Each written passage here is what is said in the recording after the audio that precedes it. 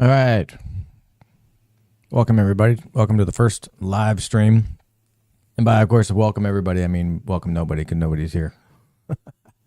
This is my first live stream. Didn't announce it. Didn't do anything to prepare for this at all, which is, hey, fine. I just need to get back into the mode of doing this. Been a while. Lots of things have happened, which is why I want to do this live stream. Want to update everybody on all the craziness been going on in my life.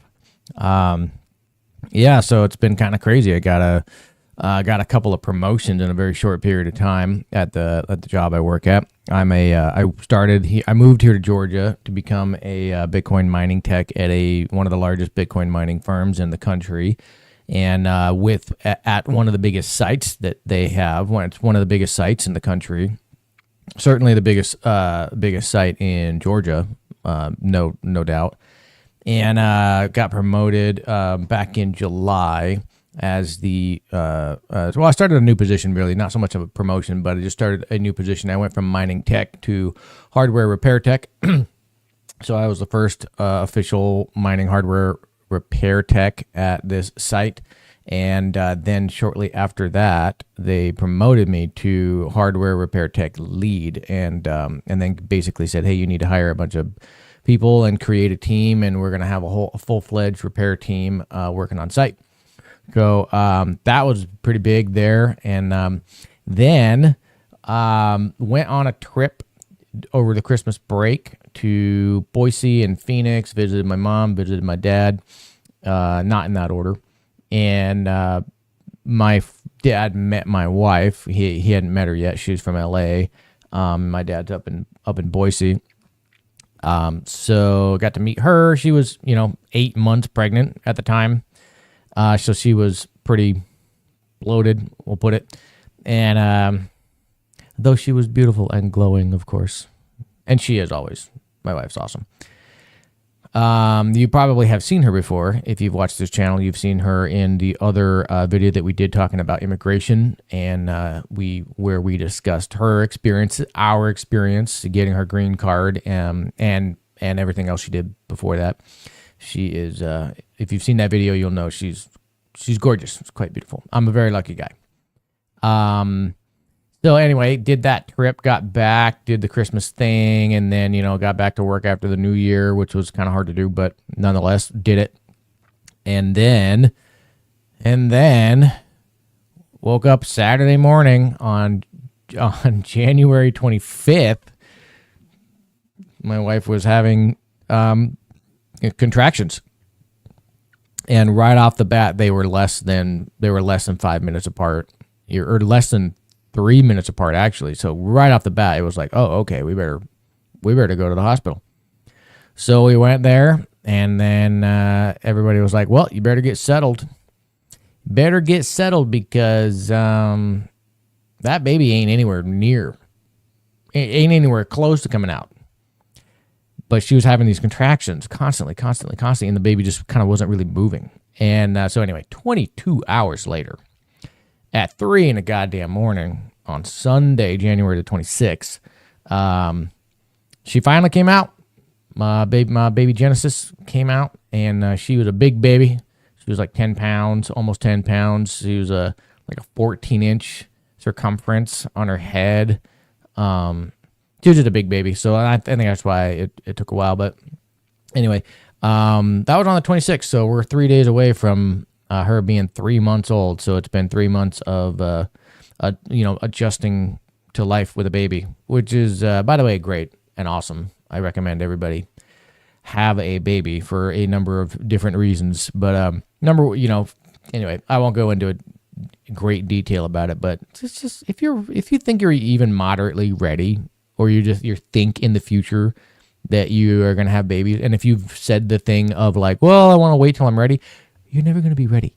You just do it. You're never going to be ready. Just go for it. Okay, just do it. You couldn't possibly fuck up having a kid any worse than the government does having kids, teaching them and educating them. So just go for it. It'll be fine. All right. Humanity's been doing this for a long ass time, and we've fucked it up so much in the past, over and over and over again. Don't worry about it. Just do the best you can. It's not going to be all that much more expensive. They say kids are expensive and whatever, and it's like, yeah, of course they are. Of course, you have to spend money on them, but it's like you'll figure it out. You'll do what you got to do, and you and your wife or your partner will do what you got to do to make it happen. Just do it, okay? Just stop being a pussy and get it over with. Anyway, so I'm gonna go ahead and cheers to myself for having my first kiddo. All right, so that was the big news.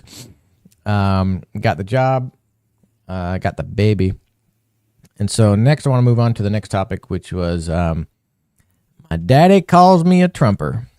So me and my two brothers, one of whom is adopted and the other of whom is a stepbrother technically, are in a group chat with my dad. So it's the four of us.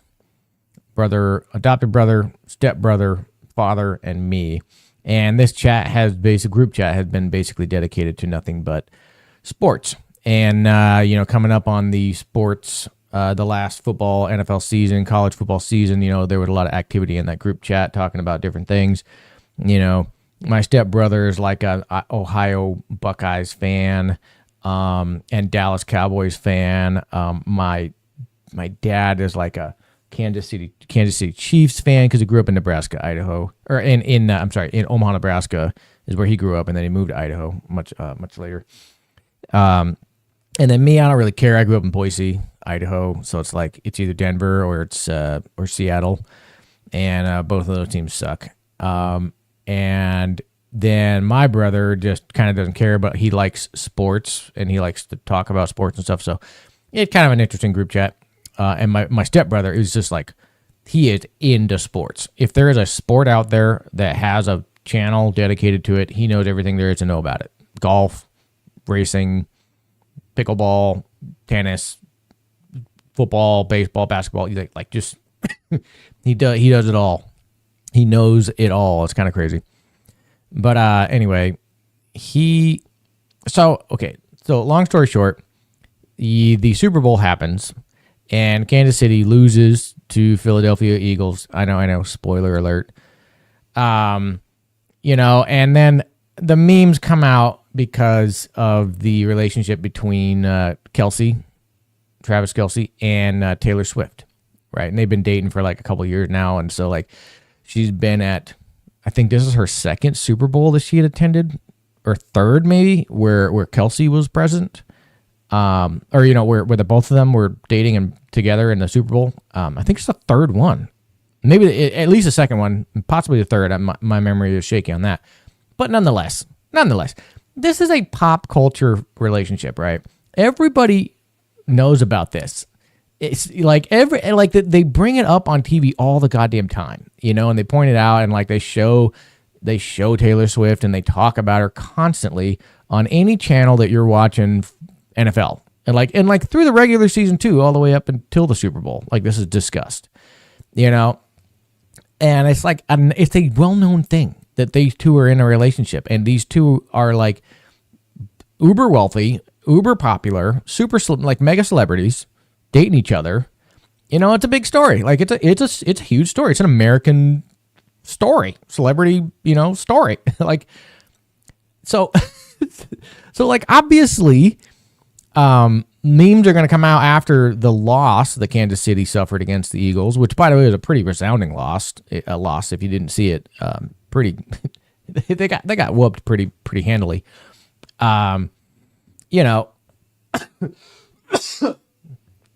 And so, the memes were flying around, and one of the things we do in the group chat is obviously we rib each other about, if this person likes that team, they'll throw in memes making fun of that team. And if I like team A, someone will throw up a meme, disparaging the team that I like, or want to win in a temporary situation between two teams. That was just a normal thing in this group chat. It was just sending memes that were just kind of funny, that were sports related. And so there were a couple of memes that I just so happened to see that were making fun of the fact that Travis Kelce lost the Super Bowl, and made it look like Taylor Swift was upset about it and was giving him shit about it. And it's funny. It's funny that this is a celebrity relationship in the American celebrity zeitgeist that's very well known and funny and hilarious, and like, what's the big deal? So I did the first one, and I didn't really think anything of it. And that was like on the night of the Super Bowl that I saw that one, and I submitted that one, and I sent it to the group chat, and it was funny, haha, whatever, and like one of the brothers said something, kind of acknowledging that was funny. And then I saw another one later, like a day later, maybe even 2 days later. And I saw another one, and I thought it was funny, and I thought again it was relevant to the group chat, which is always sports related. And it was again making fun of the dynamic between Travis Kelce and Taylor Swift, being upset that he lost the Super Bowl. And so I posted that, and then my dad got all pissed off about it. Now, if you watch the channel, you know that my dad's like he's not just a flaming liberal. He's like a nuclear fission liberal. Like there is no open possibility of this man ever having an open mind towards anything outside of the left and Democrats and modern liberalism, not classic liberalism, because apparently that's been thrown out the window, but modern day loony leftist progressive liberalism, whatever it is that the party line is forcing them to toe, he's a plugged in beta male through and through. So he responds because his pussy little shitlib snowflake ego got hurt by this stupid dumb meme that's meaningless and just like inconsequential in the first place. He gets offended by it. And he replies on the chat, and he said, what is it with Trumpers being always making it about Taylor Swift? Fascinating. We're done with this. And I read that message, and I was like, wait, did he send this to the right chat? Is this from another text message and he sent it the wrong one? Because that's common with my father. He's not the greatest when it comes to like texting. Every time he texts, there's always just flagrant typos and errors all over the place. And this is an educator, and he can't seem to figure out how to proofread on a text message and make corrections. But whatever. Anyway. So first of all, I had a bunch of typos and errors in it. And at first, that last sentence where he said, we're done with this, that didn't even make sense because he didn't even type in the right words. And so at first I was just like, what is he even supposed, is this even meant for this group chat? Maybe it was meant for something else. But then later he submitted a second text message correcting that last line, correcting it to, we are done with this. And so all I did was submitted the GIF of the infamous, famous meme that everybody sees. The guy's going like that. That's all I did. I just submitted that, and I actually privately texted stepbrother, and I said, "Hey, am I missing something?" And then he kind of cued me, and he was like, "Yeah, well, there's all this talk about Taylor Swift from Trumpers," and I was like, there is? What are you talking about? I didn't know that. I didn't know that Trumpers were the ones given, exclusively the ones making fun of the dynamic of the the relationship between, two of the most popular and wealthy celebrities in America. I didn't know that was a Trumper thing to do. So my dad called me a Trumper because of that. And anyway, so that really pissed me off because I was like, number one, I'm not a fucking Trumper, dude. And second of all, we have never had a conversation about this because it would not be possible for him to do so.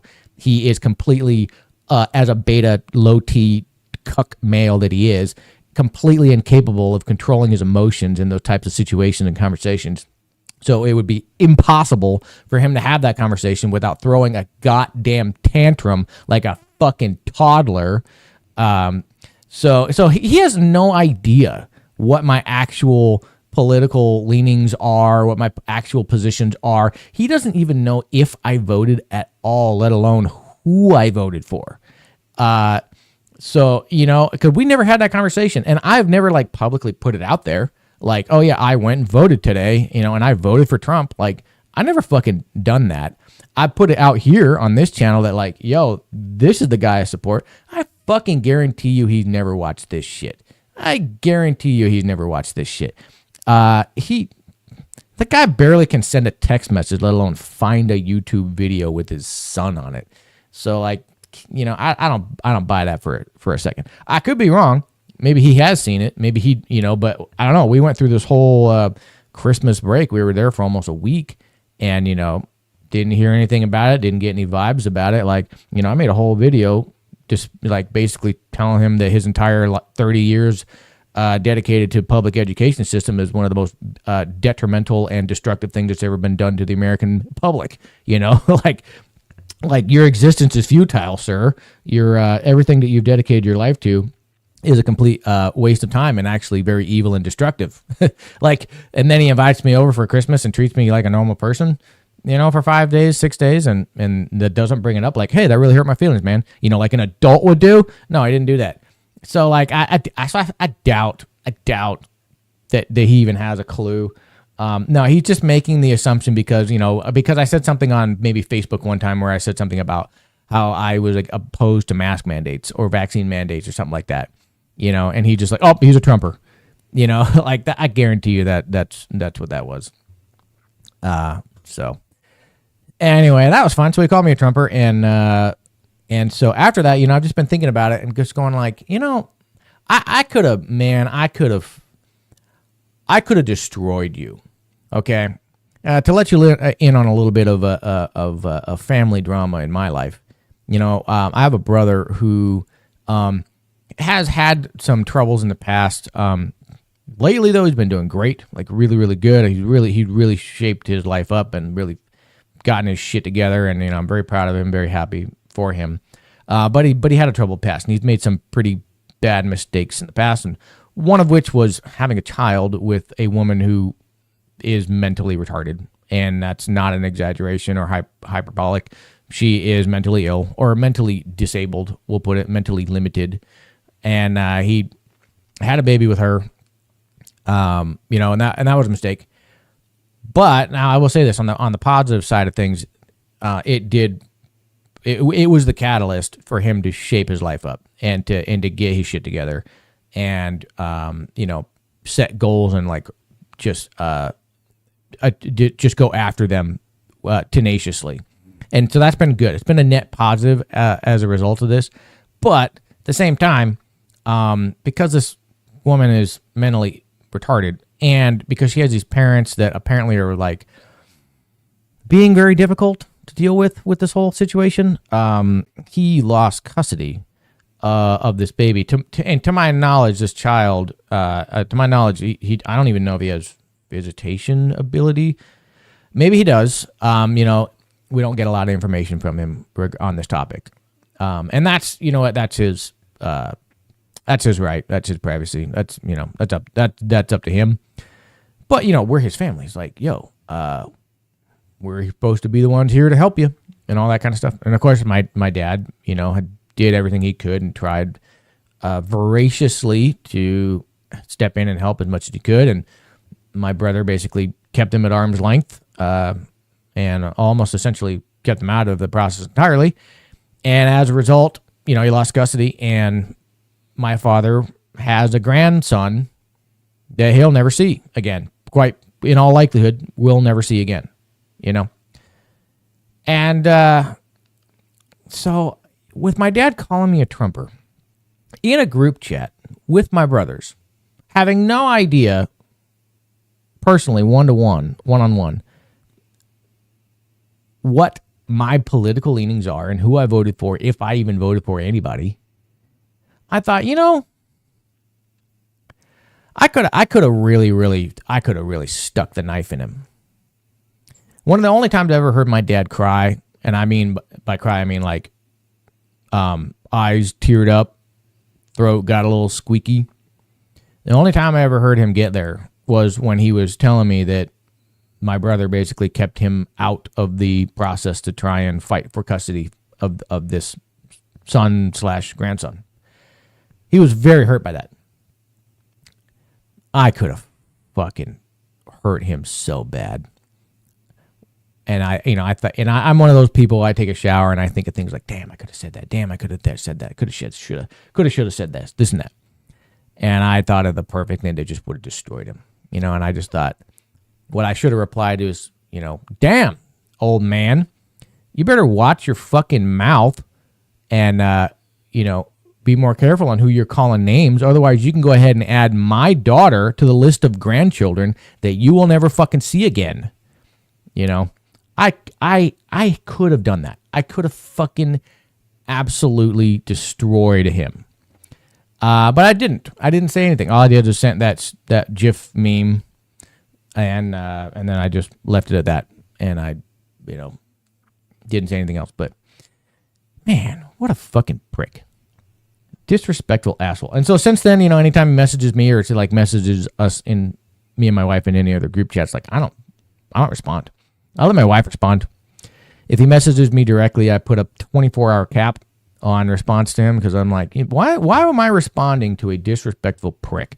Why am I having a conversation with an arrogant elitist asshole who thinks that he's the best and knows everything, and if you don't think like him, you deserve to be called a name, otherwise known as an ad hominem attack, you fucking asshole. Why would I even, like, I have dignity and I have integrity and I'd like to keep it, sir. So why the fuck would I talk to you, prick?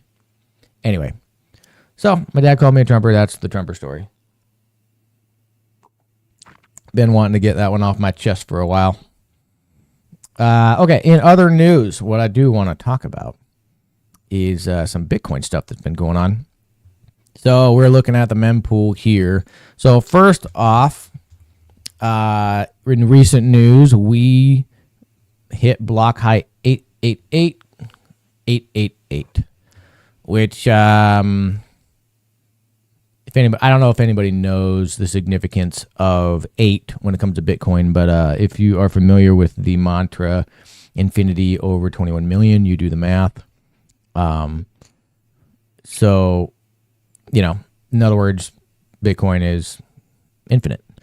And so the infinity, infinity divided by 21 million, you can kind of summarize that by the number 821 or 821M.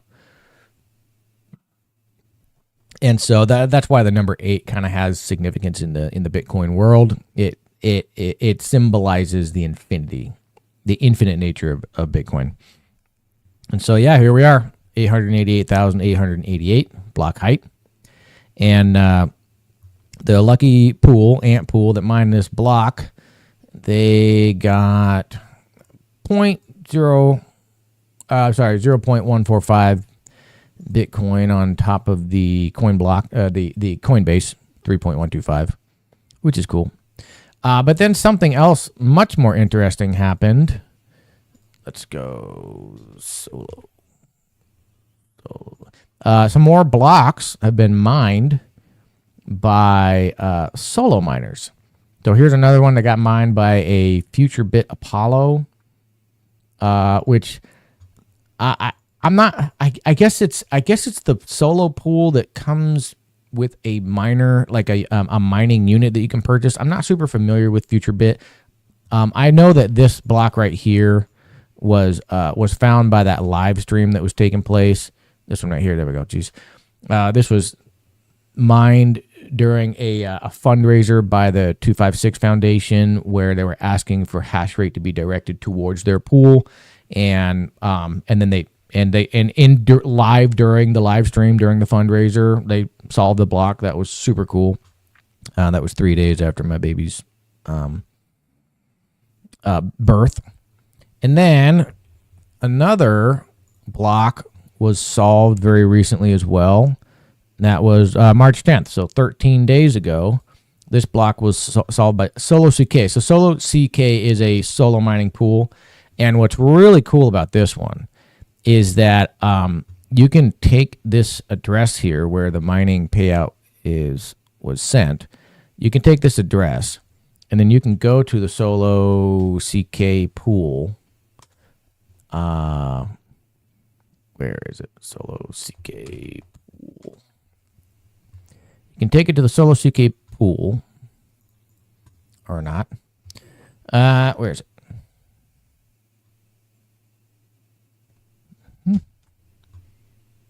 Is it not here? I thought it was. Solo.ck pool.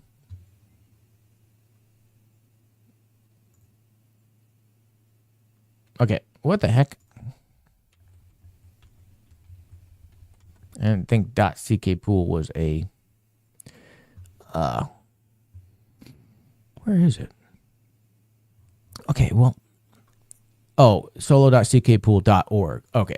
Solo.ckpool.org. What the heck? Okay, I'm a little bummed out here because what you could do is you can go to the Solo CK pool.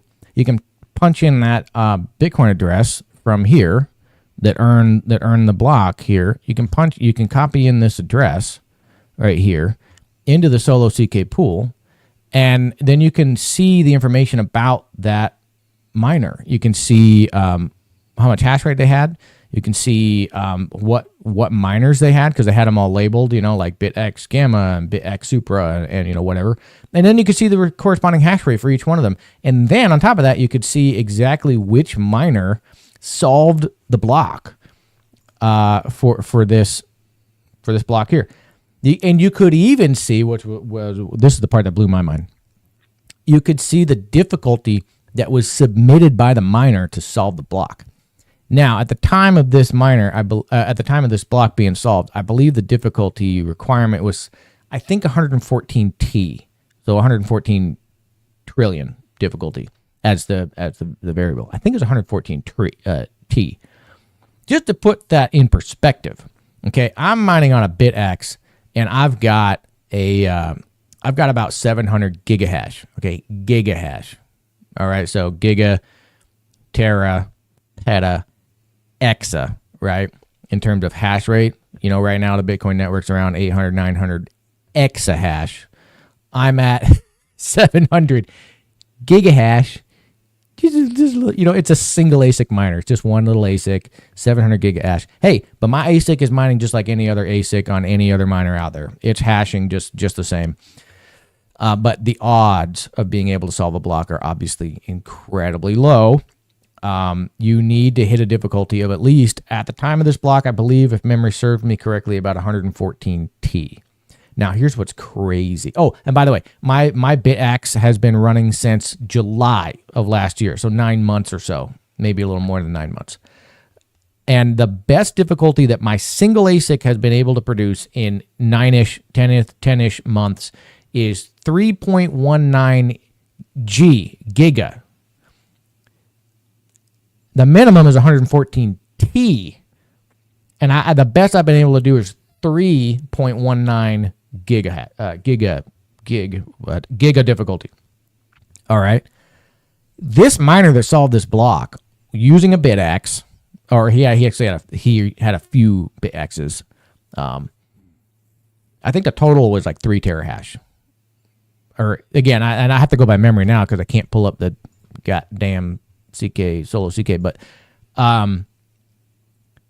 the difficulty that their miner submitted that solved the block was 7 times higher than the difficulty required, and I think it was 800. I think it was 800 T is what their miner submitted and solved the block. They only needed 114 T, but they somehow hashed 800 T or somewhere in the ballpark of 800 T. So that's insane. They didn't just win the lottery once. They won it 7 times in a row in a sense, kind of, sort of, which is absolutely insane. Insane that a single ASIC miner like a BitX could do that. It's just crazy. The astronomical numbers against that probability ever taking place is just utterly astounding. So anyway, so that was another very cool recent thing that occurred. Let's see. There's one other thing that happened recently, and I'm not sure if I'm going to be able to scan back far enough to see it. Oh, yeah, I think we're getting there. Yeah, so something came down the pike in the Bitcoin mempool, and the fee rates, as you can see, skyrocketed to, 6, 6, 8, 10, 8, 30, 27, 30, 27, 24, 26. I can't remember the last time I saw sats per VB rates being this high. I don't know what's going on here. I suspect that we've got, some kind of shit coinery going on here, or some kind of NFT garbage going on here. I can't remember how it is that you actually are able to see this stuff, but I think it's with this, but I can't remember. Can't remember. Is it Opportune? I don't remember. I don't remember what it is that you put in here, and then you're able to see what what's going on there. But as you can see, the total output for the miner, in this case Marapool, is up pretty significantly. In that solo block, it was like 3.08 or something like that. I'm not sure why it was that low. It should be at least 3.125. But you saw it was like 3.08. And this one is 3.45 because obviously the fees went up pretty good, given the demand that for whatever reason suddenly kind of peaked here. Let's see, my company mines on Foundry. So that looks like the best block that we found during this peak of activity. 27 sats of VB. So in that case, 0.282, not too bad. 0.282, what is that? 40, almost 50 grand right now? No. 0.1 would be 10 grand. So it's a little less than 28 grand, I think. If I got that right. Am I getting that right? Anyway. I can't do math in my head right now. By the way, speaking of doing math in your head, cheers.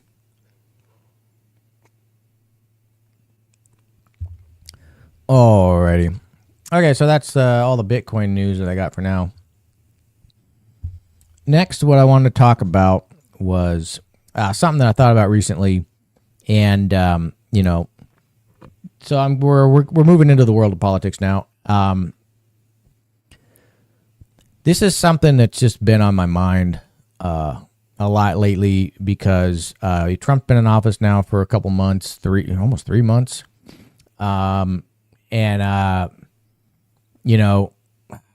There's speculation about what the Democrats are doing, and if they're even a party that's like, I don't even know if they're a party anymore, but let's say that they are, and they do scrounge together some ragtag team of socialists to, try and take advantage of all of the idiot kids that have been indoctrinated through the public education system / university system into believing that socialism and Marxism are the only solutions and blah, blah, blah, blah, blah.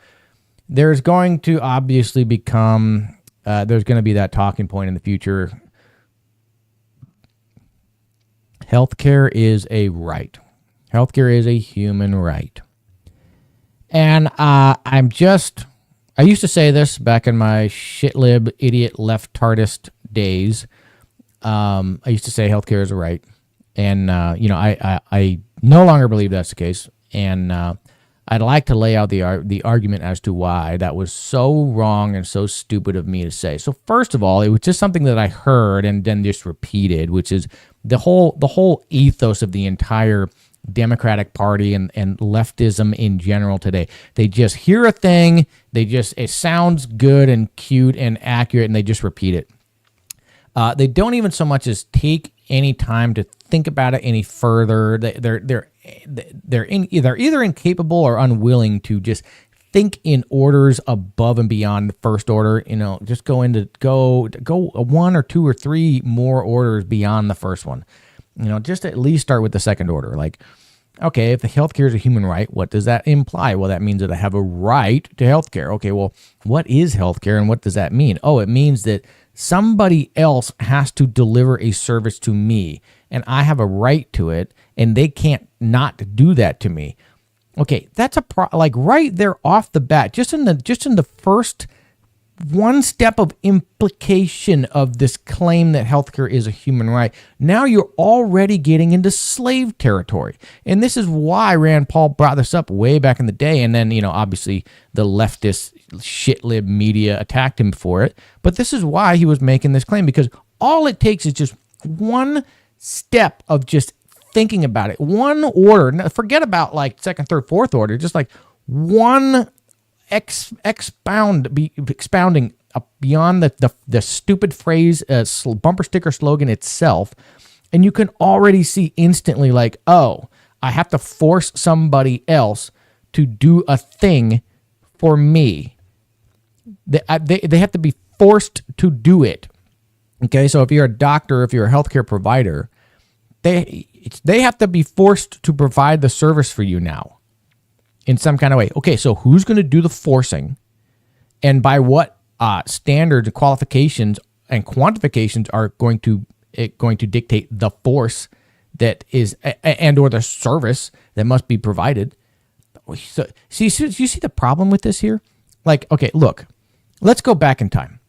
Let's go back in time to before healthcare was a thing, before healthcare existed, or where it was just so nascent that it was, just not really all that impactful or accessible or prevalent. Okay. What happened in the event that you got bit by a fucking poisonous, venomous snake? You died. Maybe there were some things you could do to mitigate it, and maybe just, you lose a leg but you still got your life. Okay.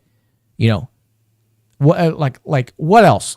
You fall down and you break something or you start bleeding profusely. I think we were smart enough throughout the majority of history to know, like, hey, stop the bleeding, apply the pressure. I don't know, maybe that's not true. I think though, overwhelmingly, at least to some degree, it was pretty known, like, oh, that red stuff pouring out of you, that needs to stay inside of you, which is where it is most of the time when we are alive. So we need to at least do that. And you don't need a scientific explanation to that. You can just logically just see, like, that's not supposed to happen. So let me try and make that not happen. Okay? Like, and you can do that voluntarily in the event that, for example, that happened to a friend or a family member, a child, a spouse, whatever. But like, nobody's forcing you to do that. You're doing it because you want to do it. Okay. So the era of a time when healthcare was just not necessarily even really a thing. You just took care of yourself. You took care of your family. You did the best you could. They did the best they could. And that was just sort of the end of it. Nobody is forcing anybody else to provide healthcare to somebody else. You just do it. Or you just do what you can. And it's like, and if it fails, if your efforts don't save this person's life, that's not your fault. That's not, and it's not their fault either. Like the guy that got bit by a snake, or the guy that fell off a fence, or, whoever, like whatever. It's nobody's fault. Life is messy. Life happens. Accidents happen. Pain happens. Get over it. Get over it. This is a fact of life. And it just seems like the left has completely forgotten this. Like, life is not some sanitized white neon light world where everything's perfect and nobody ever dies or gets sick. No, it happens all the time. And while, yes, we do have healthcare that is, miles and it's just worlds above and beyond anything we had in the past, that doesn't mean that it is inherently ubiquitous. That doesn't mean that you suddenly have a right to provide that service to everybody. You just simply don't. There's no way to implement this without veering into the territory of slavery or of some kind of forced labor, which I can't think of any other word to describe forced labor other than slavery. So I'm sorry if that gets your fucking liberal panties in a wad. That's what it is. You are forcing somebody else to do something that they have no obligation to do whatsoever. Now, of course, like I said, if you voluntarily want to do it, if you have the means to do it, for example, you got the money, they got the ability, you have an economic exchange, go for it. Go right the fuck for it. Oh, and by the way, insurance. I'm perfectly fine with insurance. If you want to pay a company a fee, and in exchange, they will help you, or at least cover or help to some degree with the expenses of an emergency situation, go for it. Fucking go for it. It's up to you. It's up to them. And then, of course, within the confines of the law, and and that's a treacherous territory. But if they say they're going to do a thing, they should do a thing. I think that's the most basic law that could just exist. Like, hey, if you say you're going to do this thing, then you got to do this thing. And like, government enforces that, and that's it. That's the end of the story. Like, hey, you said you do this thing, and then you didn't do the thing, or you said you wouldn't do the thing, and then you did the thing. Like, that's in my opinion, that's just the extent of it. Like, and healthcare is no different. Okay. If I sign a contract with somebody that says, hey, I'm going to provide you an 8 ASIC miner for $500, and it's going to mine at 8 terahash, and it should last at least a year or 2 years or whatever, and then I don't do that, or I provide them, or I violate this contract or this agreement that we had in some kind of way, that's when the government should step in and say, yo, you didn't fulfill the terms of this contract, and you need to do so. All right, that makes sense to me. But when it's like, hey, this person got sick, and you need to spend copious amounts of hours servicing this person that can't afford it, so work for free. And not only are you going to work for free, but those hours that you could have been working for this person who can't afford it, you could have been working for somebody else who can afford it. So not only are you not making money, you're also losing what you could have made on this other person. Opportunity cost. Okay, so it's a double whammy for anyone who's in the healthcare industry. When you force them to provide this limited service, limited scarce service, it is not ubiquitous, it is not infinite. Okay, it is finite and it is limited, and it is limited largely thanks to government and union interference that gatekeep access to the skills and the certifications required by the state to provide these services. Okay, so you limit the pool of people who are even capable of doing this, but then you want to provide this to everybody in the goddamn country. It's just insane. Like, hey guys, let's have only 5 people in the whole world that can program computers, anything.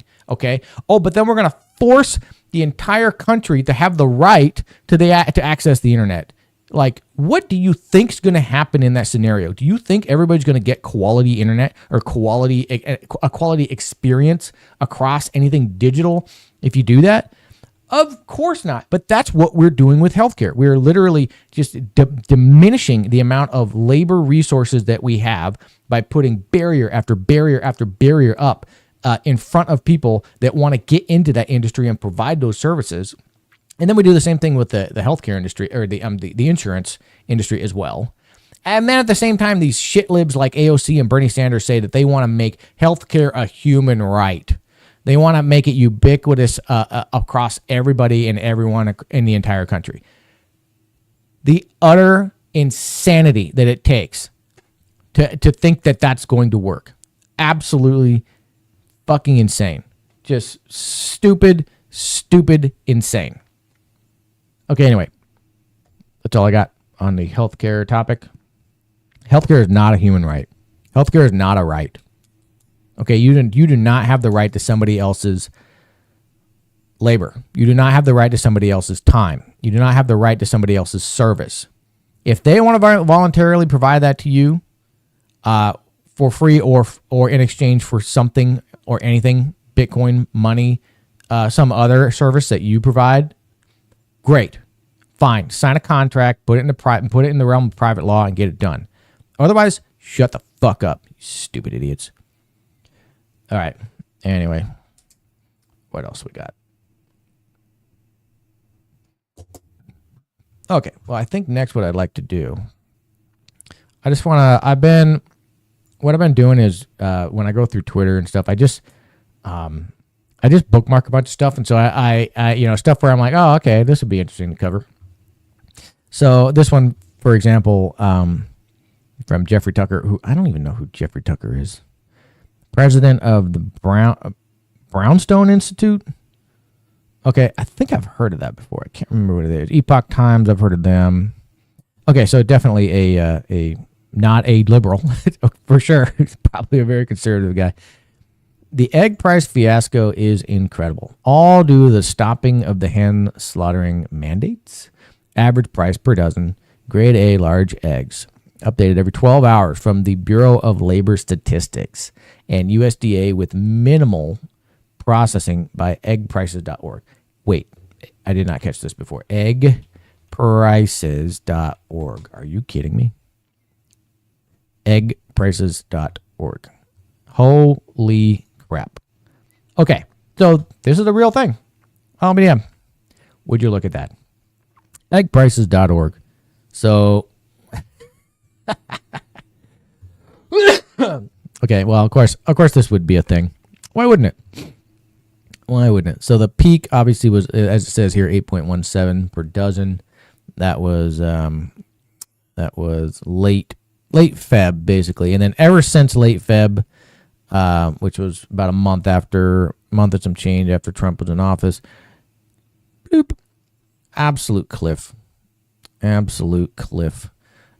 the reason for this, as this guy pointed out, or somebody else pointed out, they said I don't have the tweet in front of me, but what they said was incredible. All you had to do is stop culling the hens that laid eggs, and suddenly the egg prices come down. Just kind of one of those no shit, Sherlock. Supply and demand, just like I was talking about before with healthcare. When you reduce the supply and the demand stays the same, of course the price is going to go up. This is just Econ 101 and fucking shit lib idiot, no brainer NPC people, actually buy and repeat this stupid leftist liberal media line where they say, that it was somehow Trump's fault that the price of eggs went up. Like, are you kidding me? Oh my God, you people couldn't be any more dense. All right, well, this other one is an interesting do your own research compilation from the era of COVID. Clowns. Idiots who think that they can do their own research. Don't do any of your own research. Doing your own research is associated with conspiracy theory circles. This go-it-alone approach, doing your own research, that can have serious consequences. You should get prison time for even questioning the vaccines. Can we all stop saying, I need to do my own research? That phrase, do your own research, is 4 words. 4 little words that are hurting America. Doing your own research hurts America! Everybody has a supercomputer in their hand that empowers them to do their own research, and that's the problem. You must not do your own research. I need to do my own research. I don't understand what that means. I'm doing my own research. You can't do your own research unless you're a scientist. Oh, do your own research. Maybe you've told yourself you're playing it safe. Actually, that's something really quick I want to talk about. Like on the left, it's so common and prominent. This is the case with both my mom and my dad, where credentialism, where if somebody makes a claim and the first thing they're going to check is, well, do they have a credential? And in other words, it's like, should I believe them or not? And it's amazing because some of the most credentialed people in the world don't agree with them politically in a lot of cases. And so, like, first they're going to check the credential. Do I believe them or not? But then next they're going to check the political affiliation, and they're going to go, okay, when that'll allow them to decide. This is like the liberal algorithm. That after they check the credential, if they pass the credential check, then they'll check the political alignment check, and then if they align politically together, well, then that's okay. Okay, so they're credentialed. Though this person knows what they're talking about, because not only are they credentialed, but they're on the same political alignment as me. But somebody who's somebody who is credentialed but doesn't agree with them politically, they'll extricate that person and that view and that information and that research and that study from their whole knowledge base, and they'll just systematically extricate all of that information and craft their worldview around this very biased selection of information. And I say this as somebody who used to do it because I was on the left, and then now that I'm no longer on the left and I watch my mom and dad continue to be on the left, I see them do this all the time. This massive, just overt, blatant credentialism. Anyway, let's go back. Maybe you've told yourself you're playing it safe. You just want to wait and see since this is a new vaccine. No. Roll the up and get the vaccine. Unvaccinated people spread the virus. It's a vaccine, you dope. Don't be a get yourself vaccinated. That's interesting. Actually, right there, there was Ben Shapiro. He's like a super pro-vax kind of guy, and it's like a lot of conservatives don't agree with him on that, and I've seen many discussions on Twitter and elsewhere, where they kind of give him shit about it, or like they even. I think I've seen him have back and forth with people, talking about the vaccine. I just don't see that on the left, and I don't ever recall being on the left and seeing where, people within the left disagreed with each other without just going into straight like you're a racist, you're a bigot, you're a transphobe, you're a homophobe, you're a whatever. On the right, people like they have these spirited debates, and I don't ever see it descend into just like straight name calling. Not at least with obviously the more prominent. Serious people who the left doesn't even know who those are. The left doesn't even know who the serious people are on the right, or not on the left, or the whatever you want to call it, post-liberal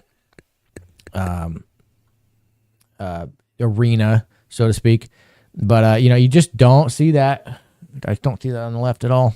Don't be a get yourself vaccinated. That's just all there is to it. There's no excuse. No excuse for being unvaccinated. There's no rational and no emotional argument that adds up against getting your damn shot. There just isn't. We want to make sure that people can discern the truth from the misinformation. And we want to make sure that everyone understands that no one's safe till everyone's safe. No one is. Do you guys remember how crazy it was during COVID? Do you remember how crazy it was that we lived through this? The greatest gaslighting experiment on the world that ever took place. And by the way, we failed miserably in this test. We failed so fucking hard.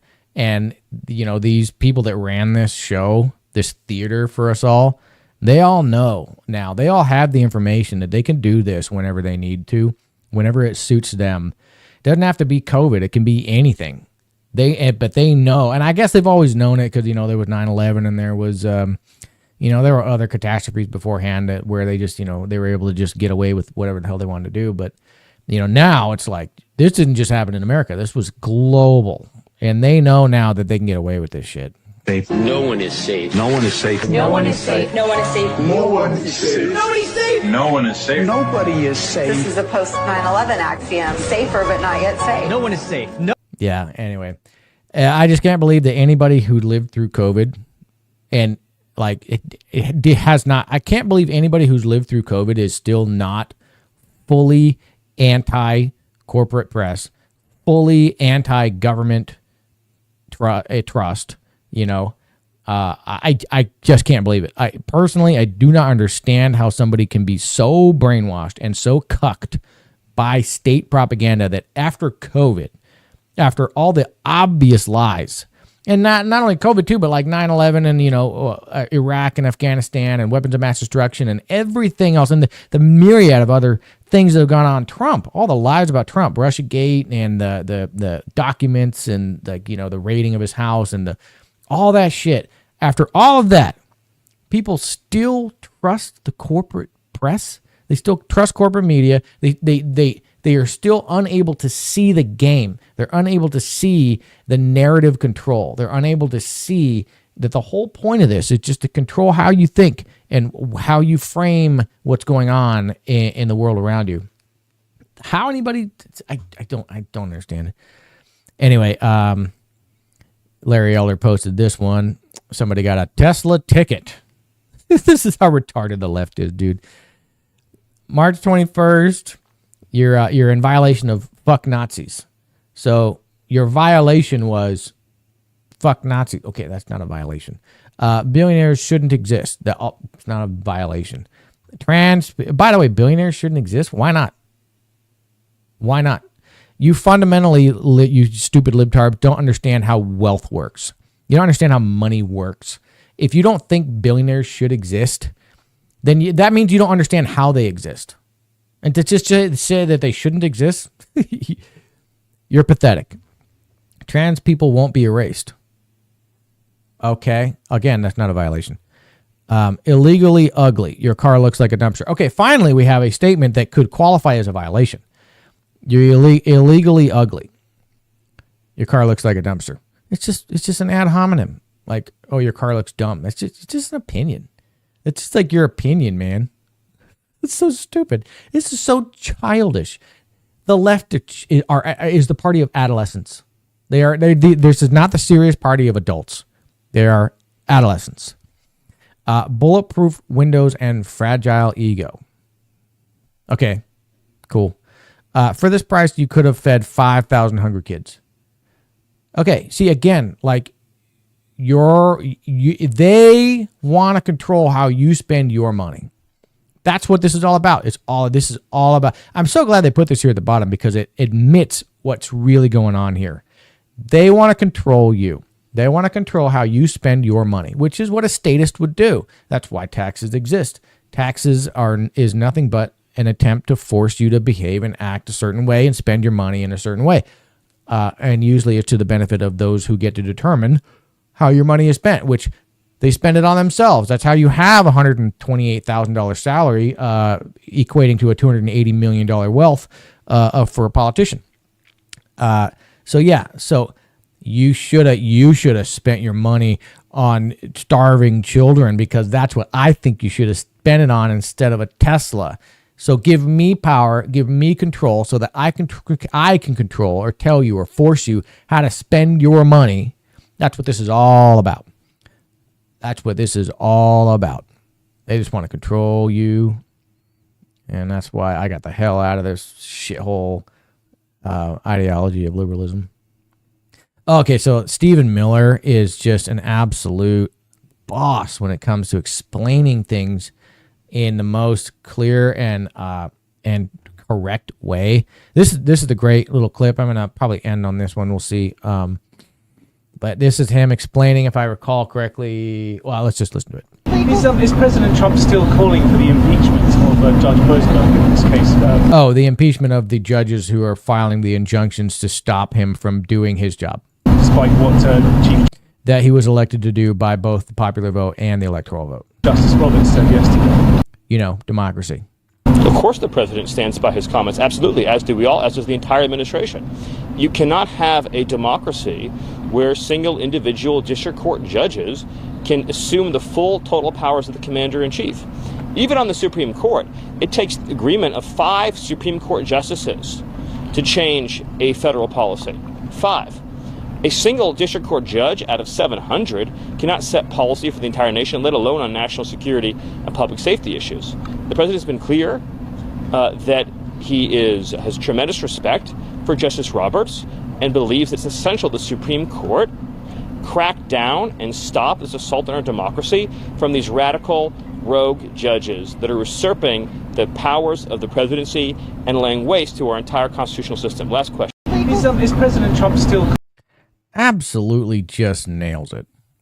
Like, you stupid shitlibs screamed about threat to our democracy. And then when the real threat to actual democracy, the actual democratic approach to our government, because we don't have a democracy, but we have democratic elements. So when there's an actual literal threat, a constitutional threat to the democracy or democratic processes within our government, y'all are stupid silent about it. And then you scream about some other bullshit that has nothing to do with democracy or even the constitutionality issue of our government. It's just ridiculous. Okay, one more. So anytime a Bill Maher clip pops up, I'm always curious what he's saying because he like Dave Rubin points out, he's like that last guy, who is so clearly and obviously thinking in a certain way where all of us who have made the journey from the left and we have left the left or been dejected from the left or however you want to describe it, we've all had these certain things happen to us. We've had these certain thoughts, and we've wrestled with these certain things that conflict in our minds. And it's the signs are so clearly and obviously there for Mr. Maher. He is there. First of all, he's a classic liberal. So he believes in some of the foundational values of this country, free speech and the right to protect yourself. And he's also a realist when it comes to, biology and reality and just using his fucking brain and having two eyes and observing the real world as it is on its own terms instead of some egalitarian unicorn utopia that should exist, some normative thing. He's actually living in the positive world where as things really are. And so it's been very interesting to observe Bill. So every time something comes up here, I got to listen to it. And it tells of how a married couple who are exactly the portrait of a liberal white couple living in Park Slope, Brooklyn that you would expect, wind up moving upstate and then are surrounded by Trumpers and they're petrified.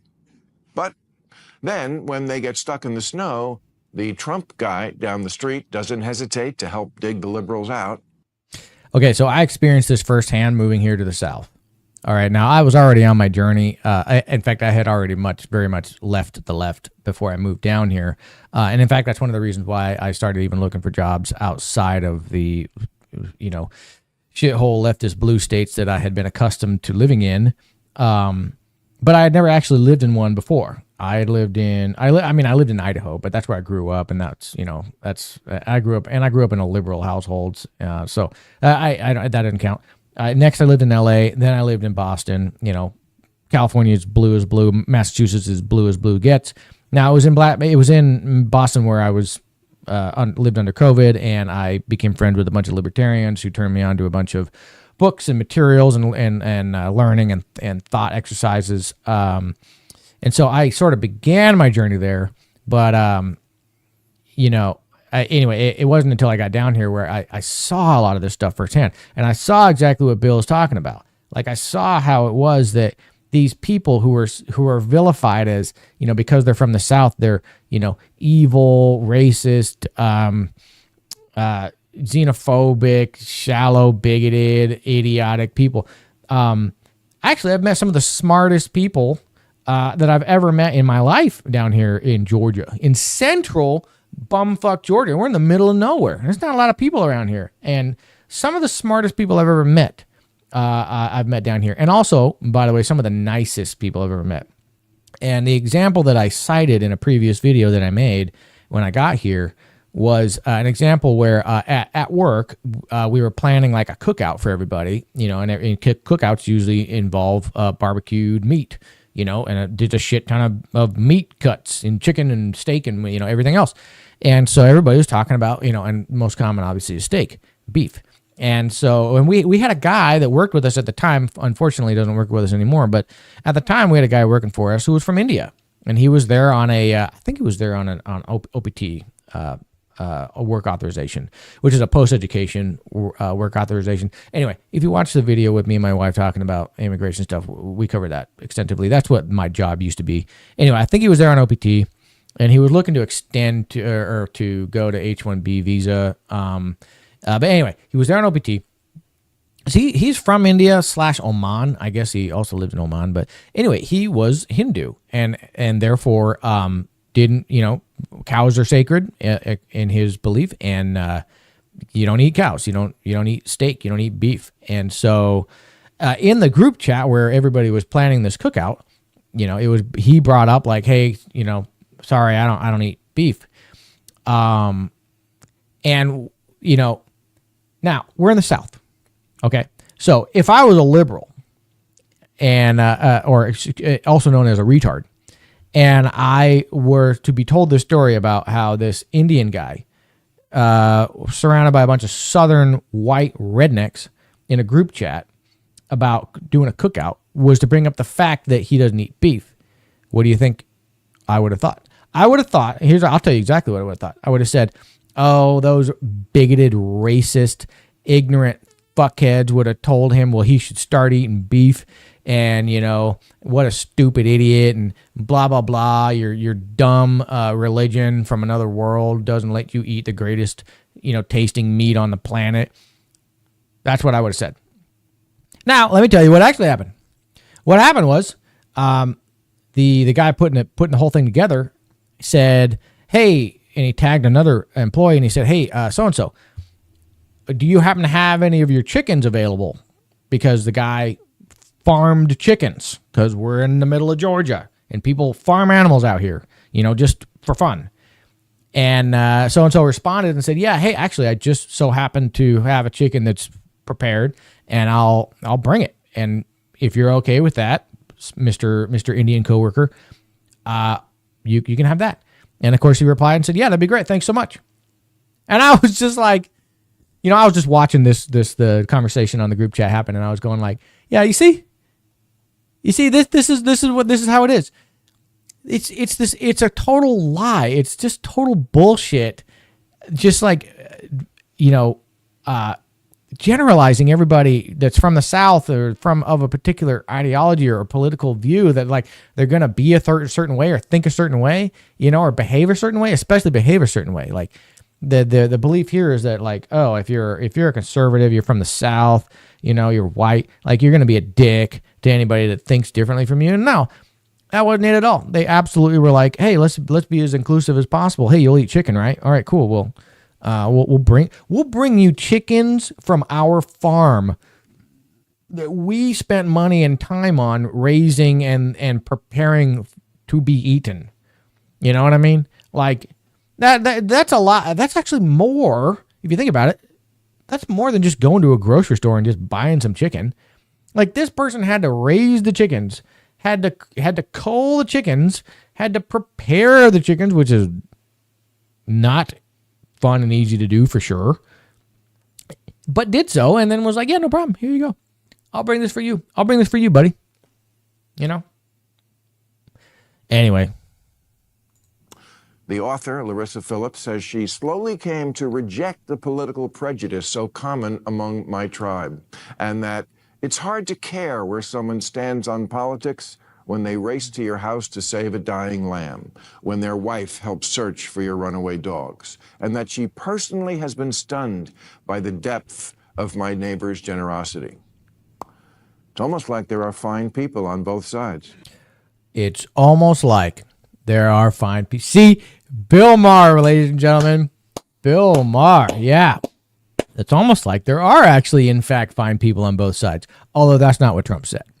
But it's almost like that's what's going on here. Isn't that crazy? I'll be goddamn. All right, ladies and gentlemen. Well, it's been over an hour, and this is my first live stream. And sadly, nobody joined me today, but hopefully next time we'll keep it rolling, and we'll see what happens. So until next time, peace.